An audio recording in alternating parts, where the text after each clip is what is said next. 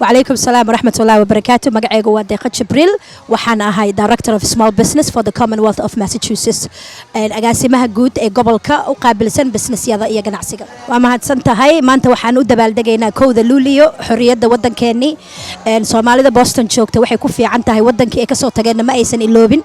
مرة البوا ودقا نقوليهن إن سومالي دا موقته.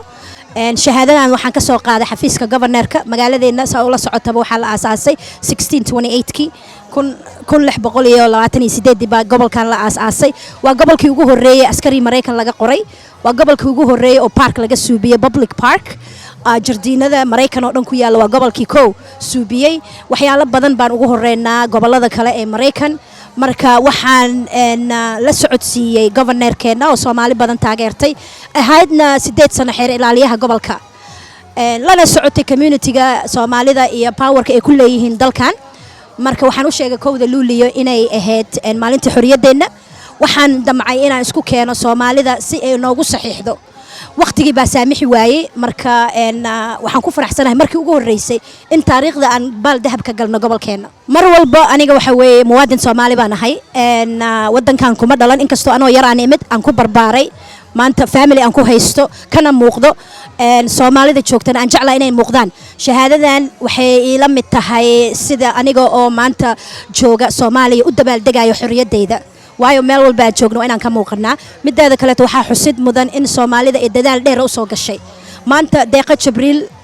hanka ay leedahay iyo meesha ay joogto Ilaahay ka suko Soomaali community baa gaarsiiyay waana u mahad celinayaa qof walba oo Soomaaliya oo taageera qof kaleeto waayo in maanta xil gobol ahaan la ii magacaabo wax sahlan maaha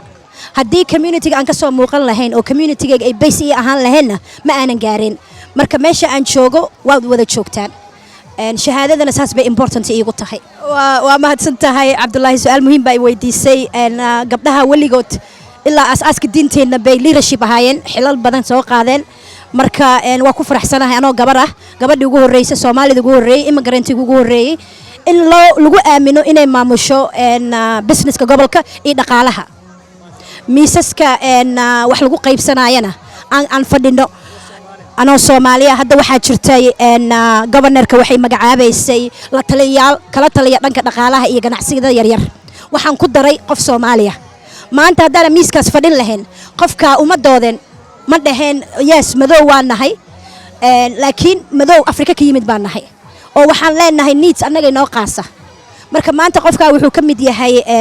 la taliyayaasha gobolka kala talinayo governorka ganacsiyada yaryar waa mahadsantahay Cabdullaahi mar walba waxa fiican annaga hadii aan islaan nahay diinteena nagu dhiirigelinaysa hankeeno inuu sareeyo